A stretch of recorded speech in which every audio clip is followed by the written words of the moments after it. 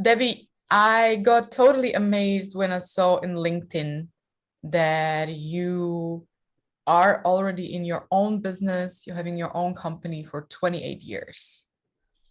And wow, that's just big wow. And I am really interested in knowing how was this right? I mean, start from the day one and feel free to, to Yeah, the story of my company is a pretty silly one, and it really starts when I'm age 4. And when I was 4, my big dream was someday I will have a dog, and someday I'll have my own company. These were the two biggest dreams of my life as a child.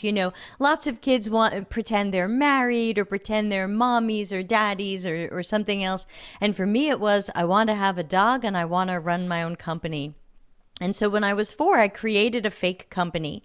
And whenever it was playtime, I always wanted to pretend we were doing business things. We were filling out forms and ordering things from each other. And the name I gave to my company when I was 4 was As Was, which is kind of the opposite of as is. And it was the punchline of a cartoon I had seen when I was 2 on a show called The Electric Company, which a lot of people won't remember. It was an American show that came on after Sesame Street. So it was aimed at slightly older kids than Sesame Street.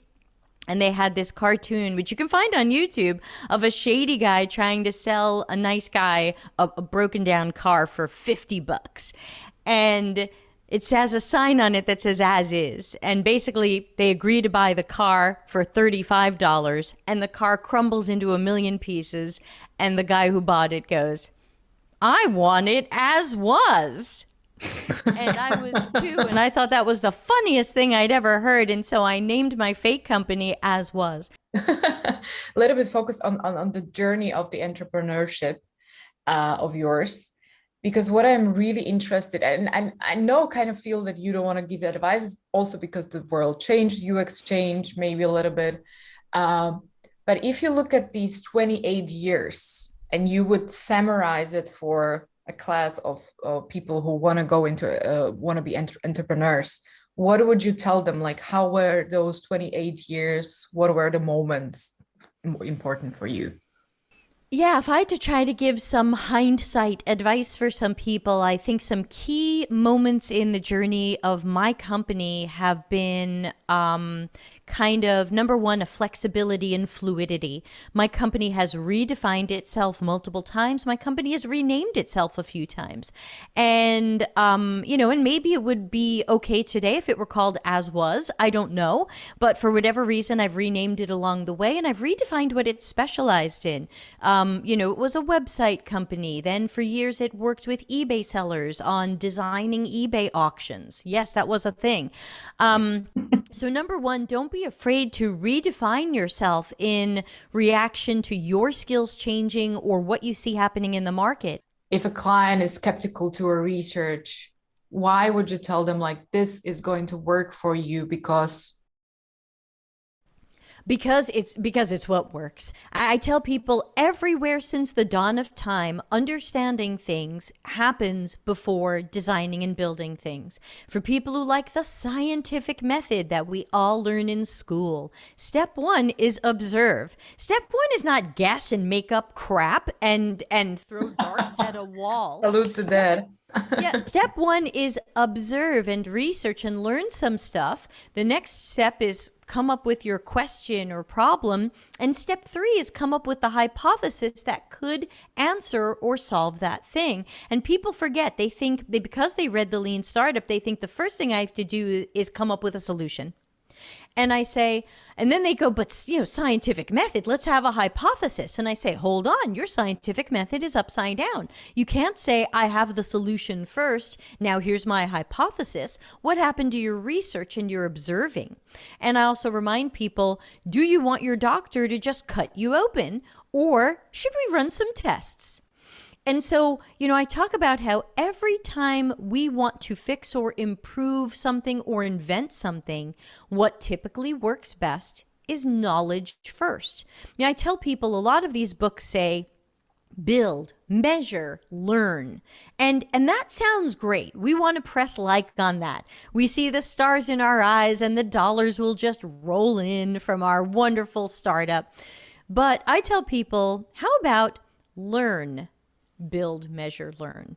I tell people build, measure, learn sounds good, but where's learn first? Why are we starting with guesses and hypotheses and I hope this is a good idea? You even see it in sprint goals. Some traditional sprint goals for engineering teams will say, we believe this feature will be a benefit to this type of user. And I'm going, we believe? Are you kidding? We're going to send how many people to do how many hours of work because we hope something has value to our customers?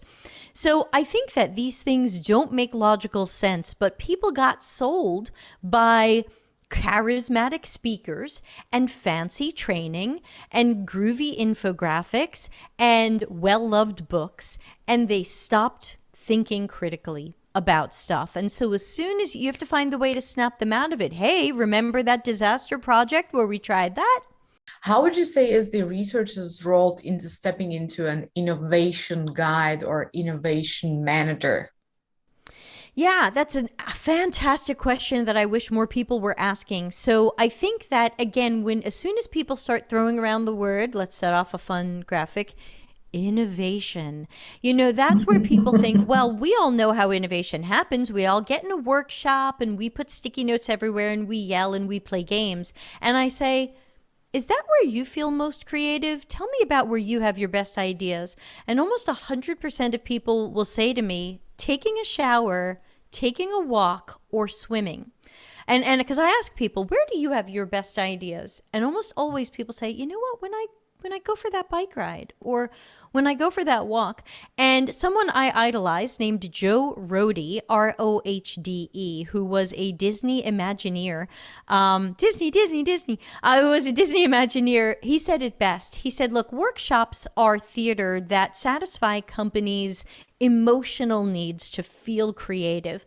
But if you work with truly creative people, they tend to feel most creative and really come up with some of their best ideas and innovations when they have quiet time and their mind starts to form connections they weren't making before. Okay. So, But go ahead. This is really interesting. This is why I have to step in. So you are telling basically it's not happening through the collaboration that much. Right, because I think that, especially as we care more about diversity and inclusion, we have to remember that at these workshops, there's usually a dominant voice who sometimes overpowers other people. It could be a big personality like mine. It could be a high-paid stakeholder that nobody wants to say is naked. You know what I'm saying? Mm-hmm. And so you have a dominant voice. You usually have unheard voices who might be people who are minorities or in systematically oppressed groups, or people who are introverted, people who struggle with anxiety, people who have other conditions and diagnoses, people who don't handle that sort of sensory experience in a way that others do, which is neither good nor bad. And so we've decided that this is the way that this happens. And I think that it's not that a brainstorming meeting can't ever work, but I think this is another thing that we can measure. How often do we hold these? What do they cost us? How often have we come up with a true innovation? And remember, the definition of innovation is something so new nobody's ever seen it before, versus how often did we come up with a slightly better thing than we have now? And could we have come up with that some other way, like good research?